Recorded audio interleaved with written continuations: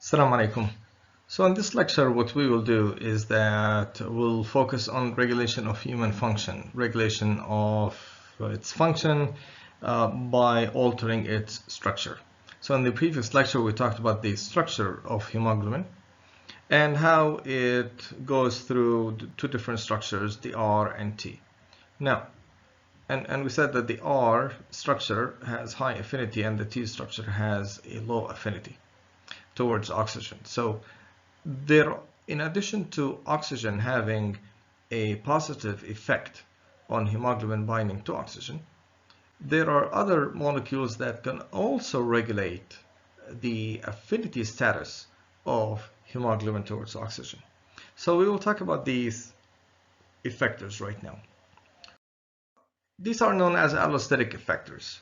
Now the idea is that a hemoglobin molecule, the hemoglobin is an allosteric protein, meaning that it goes through different structures, R and T. And these two different structures are regulated by binding to different proteins, or different molecules, I'm sorry. These different molecules can bind to the molecule and they can change its structure from, the active form or the high affinity form to the low affinity form. Now, these molecules do not need to bind to the same place where the substrate, quote-unquote substrate, or the original molecule like oxygen, for example, bind to. So they can bind to regulatory regions other than if we're talking about an enzyme, the active site. Okay. So in case of hemoglobin, they bind at places other than the oxygen binding site. Okay. Now, these are the effectors that we will discuss in this lecture. We'll talk about hydrogen ions, we'll talk about carbon dioxide, 2,3-bisphosphoglycerate, chloride ions, and carbon monoxide. And these are all known as heterotropic effectors. So oxygen is a homotropic effector because binding of an oxygen would affect binding of another oxygen molecule. So we're talking about the same molecule. So here we're talking about binding of these molecules would affect binding of a different molecule, which is oxygen in this case. So these are known as heterotropic effectors. So let's start talking about the hydrogen ions and what they do. So hydrogen ions are basically, we're talking about pH. And the idea here is that as pH goes down, affinity goes down as well. So the more hydrogen ions exist surrounding hemoglobin, the lower the affinity is. So you can see in here, this is at 7.4, that's physiological pH, so it looks like this, that's in green. So if you decrease the pH, what will happen is that the affinity decreases. And this is measured by P50, right? So the idea is that you would need more oxygen to get to 50% saturation of the hemoglobin molecule or hemoglobin molecules. Similarly, if you increase pH, that is, if you lower the concentration of protons, affinity increases. And this is known as the Bohr effect. That's after a scientist known as Bohr. So this is known as, so the effect of pH on oxygen affinity in hemoglobin is known as the Bohr effect. Same thing here. So the question is, what is the mechanism of the Bohr effect? What do hydrogen ions do? Remember when we talked about the beta polypeptide, we said that it's composed of 146 amino acids. The very last residue is a histidine. It's known as histidine 146. And I mentioned that this histidine plays a very important role in the transition of hemoglobin from the T to the R state, or R to T.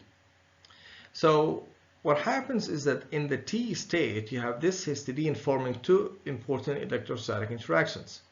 The first one is between the R state, which is protonated, with aspartate and aspartate residue within the same polypeptide, that is the beta polypeptide.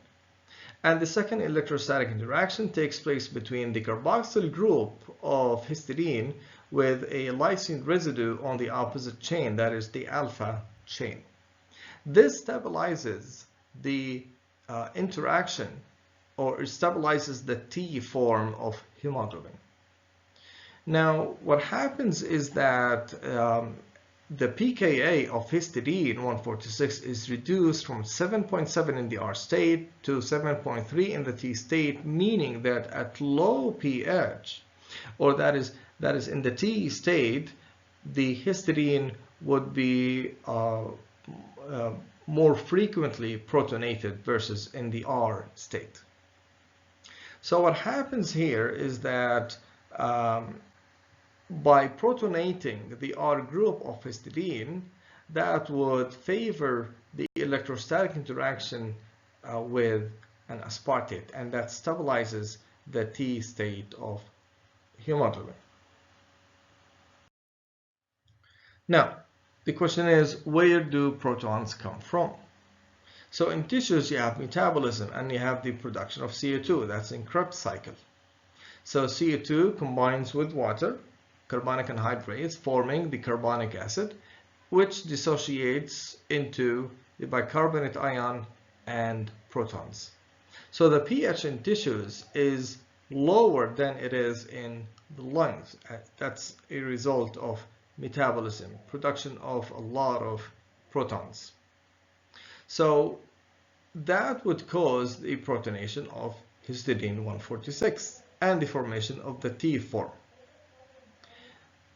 And that makes sense, because now in tissues, what you need is to have hemoglobin in the T state, in the low affinity state, so that oxygen is released in tissues. Okay?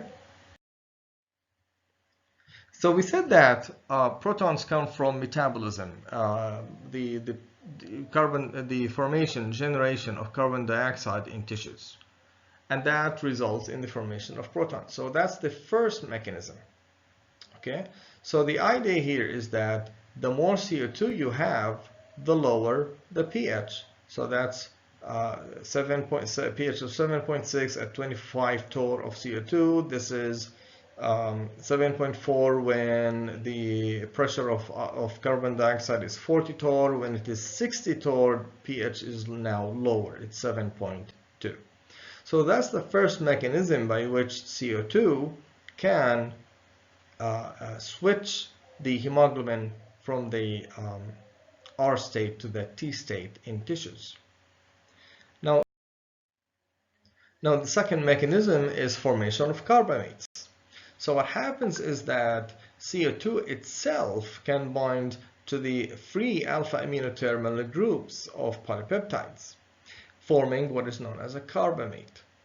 And this would create the formation of more negative charges.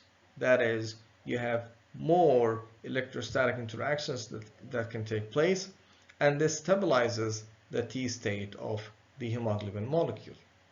So we have two mechanisms, right? The first mechanism is that CO2 can form hydrogen ions, lowering pH, and the second mechanism is that CO2 can bind directly to the hemoglobin molecule, stabilizing the T state. The question is, which one is more important than the other? Now this was done in an experiment where pH is stabilized using buffers. Remember, we talked about buffers before. So pH can be stabilized, but CO2 is not. So in here you have three samples. You have a sample where pH is 7.4, no CO2. And here you have pH of 7.2, no CO2. So right here between red and blue, what you're doing is that you're comparing the effect of pH, because that's the only variable. That's the only thing that is different. It's hydrogen ions, not CO2. And you can see, compare red versus blue, you can see that there's a shift in the saturation curve to the right, meaning that there is lower affinity when the pH is lower. Okay, that is, again, you need more oxygen to fill 50% of the hemoglobin molecule, to saturate 50% of hemoglobin molecules. Now, in the third sample, what we've done here is that pH is 7.2, but there is CO2. So you compare blue to purple. pH is the same. The only thing that is different is the concentration of CO2. And as you can see here, there's again shift to the right. So CO2 lowers affinity as well. And it turns out that 70% of the effect of CO2 is a result of forming protons. And 25% of the effect of CO2 is due to the formation of the carbamates, or what is known as the carbamino compounds.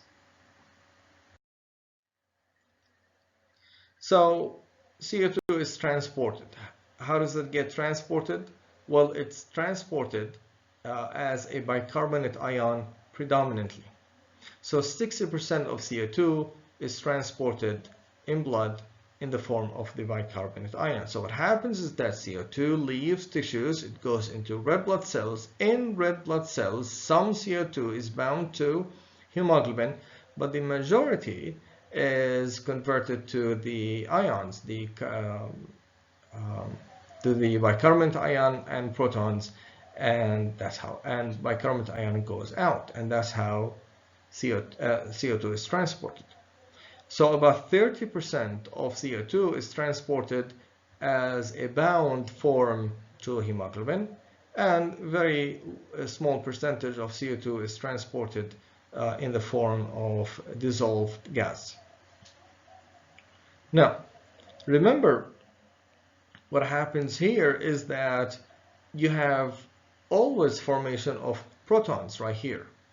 And even though, and this is known as but even though there is formation of protons, there's no change in pH overall. And this is known as the isohydric shift, which is a result of hemoglobin acting as a buffer.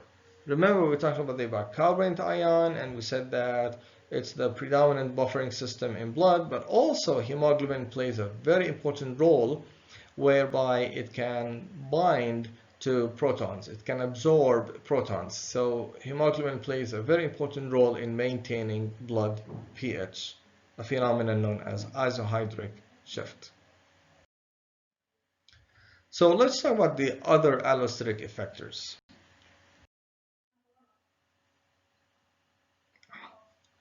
So there is a phenomenon known as the chloride shift.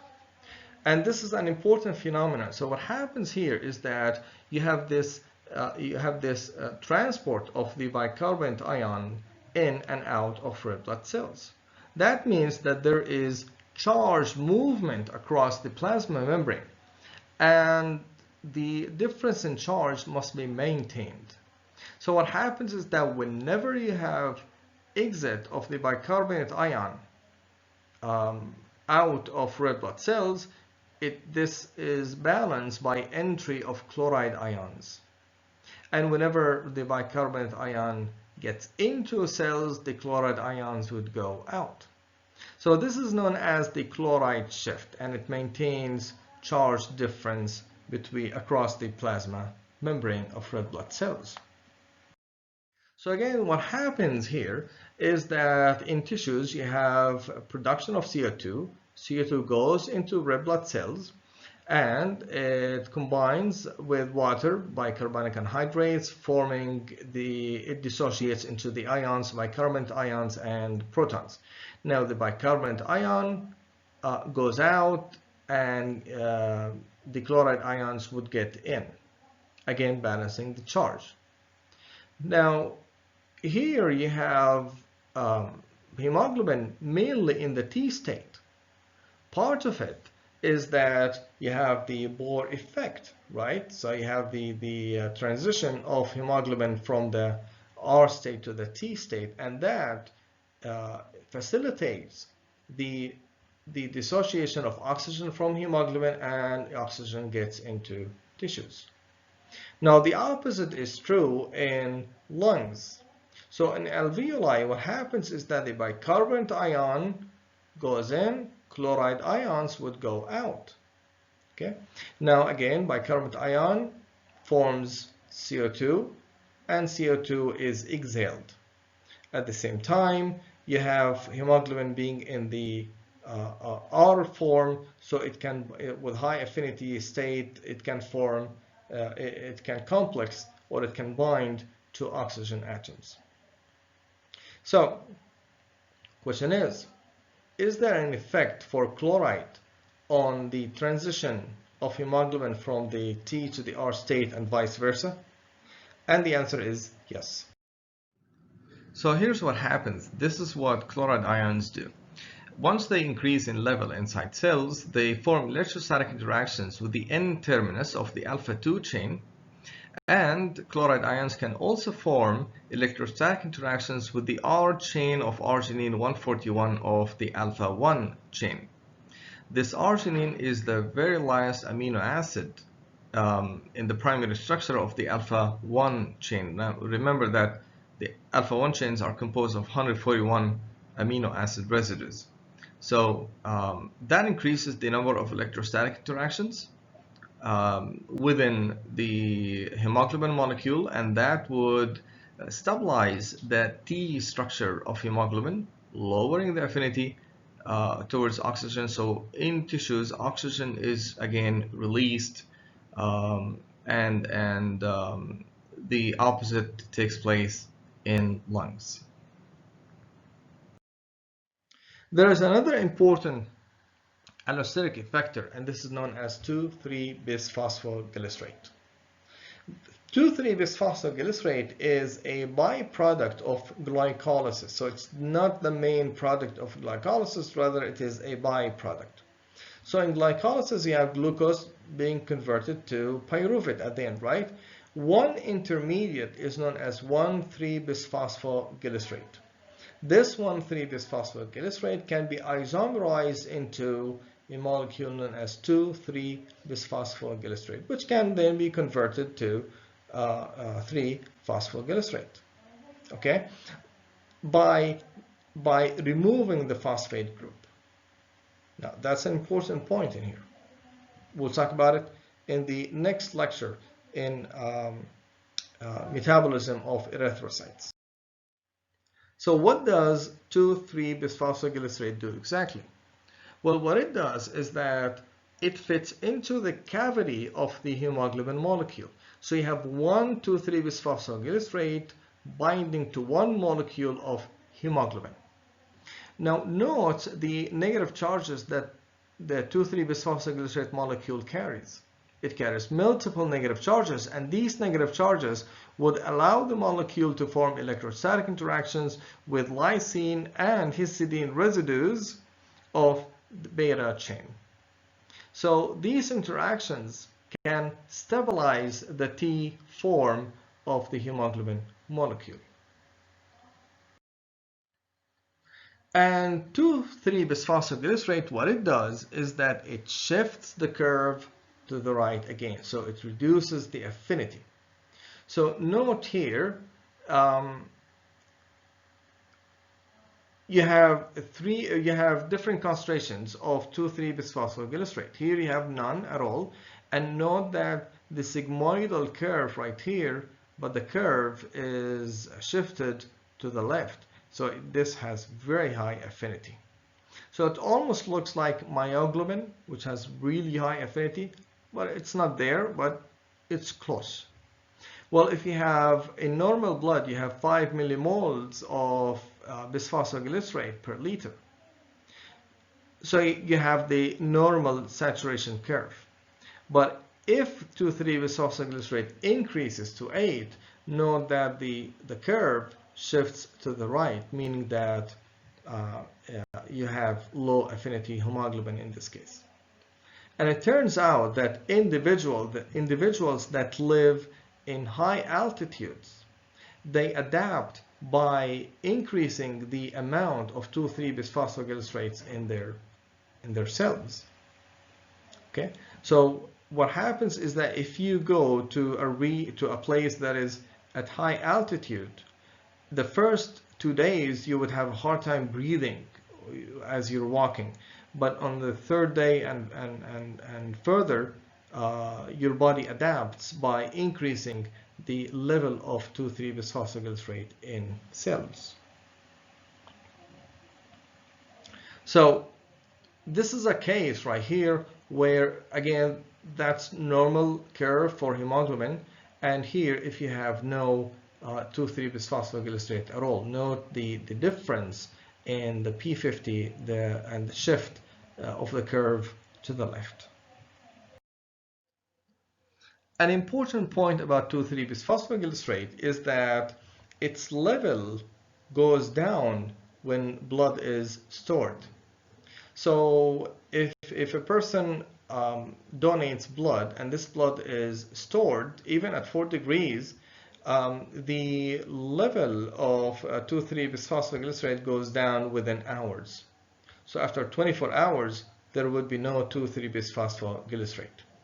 Now, this shouldn't be a problem with normal individuals or people who are not severely ill, because they can restore the depleted levels of 2,3-bisphosphoglycerate within hours. But severely ill patients would be compromised because they would need 2,3-bisphosphoglycerate in their blood in order to successfully and easily release oxygen as hemoglobin gets into tissues. So for these patients, 2,3-bisphosphoglycerate would be added, as well as ATP would be added to samples, to these blood samples. Now, temperature also has an effect on affinity of hemoglobin towards oxygen. The higher the temperature, the lower the affinity. So what happens here is that, as you can see here, that's normal body temperature or almost normal body temperature. As it goes up, you can see that the curve shifts to the right. And that is a good idea in a way. If you're exercising, for example, you want oxygen to be released easily in tissues. And if someone is sick as well, tissues must have high metabolic rate in order to fight the disease or whatever. So what happens is that increased temperature can also have an effect on the metabolic rate of red blood cells. That would increase the production of 2,3-bisphosphoglycerate, and that would facilitate oxygen unloading from or release from the hemoglobin molecule. So there is a dual effect or double effect of temperature on hemoglobin affinity. One is direct by affecting probably the structure or the interaction, the binding between oxygen and the iron of the heme molecule. And the other is that temperature would increase the metabolic rate of red blood cells. Now, there are other considerations as well. So let's first talk about fetal hemoglobin. Question is there a difference between fetal hemoglobin and adult hemoglobin? And the answer is yes. Fetal hemoglobin turns out that it has higher affinity for oxygen relative to adult hemoglobin. Okay, so that's a good idea because you want the fetus to get more oxygen because it's a competition, so the fetus wins the competition, right? And maybe that's why mothers, pregnant women would gasp for air all the time, because fetus would take all the oxygen that they breathe in. So the thing is, why is it that fetal hemoglobin has higher affinity for oxygen? And the answer is that there are structural changes. And the main change is that there's a histidine residue in the beta subunit in the adult hemoglobin that does not exist in the fetal hemoglobin. Rather, you have a serine instead of this histidine. And the thing is, this histidine is important for interaction with the bisphosphoglycerate, the 2,3-bisphosphoglycerate. And serine cannot form these electrostatic interactions. So interaction between the 2,3-bisphosphoglycerate and fetal hemoglobin is weaker than its interaction with the adult hemoglobin, and that is why fetal hemoglobin has higher affinity for oxygen. And there is also an effect for carbon monoxide. Remember we said that carbon monoxide is toxic, right? It's fatal. And the reason why is that it has very high affinity for hemoglobin relative to oxygen. So that's oxygen saturation curve for hemoglobin, and this is the curve for carbon monoxide. You can see that carbon monoxide has much higher affinity. Well, it increases actually also the affinity of hemoglobin towards oxygen as well. So what happens is that whenever you have carbon monoxide bound to oxygen, the affinity is higher. Except that it's not a good idea because oxygen is not released. It keeps on binding to the hemoglobin molecule. So the saturation, so what happens is that not only that carbon monoxide occupies sites for oxygen binding, it also increases the affinity, preventing hemoglobin from unloading or releasing oxygen in tissues. And probably that's why it's toxic. So carbon monoxide can be fatal. Now the thing is, if the level of carbon monoxide in inspired air increases to about 1%, it can be fatal.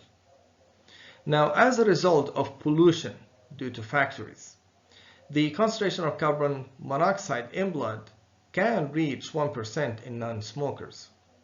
In smokers, it can get up to 10%.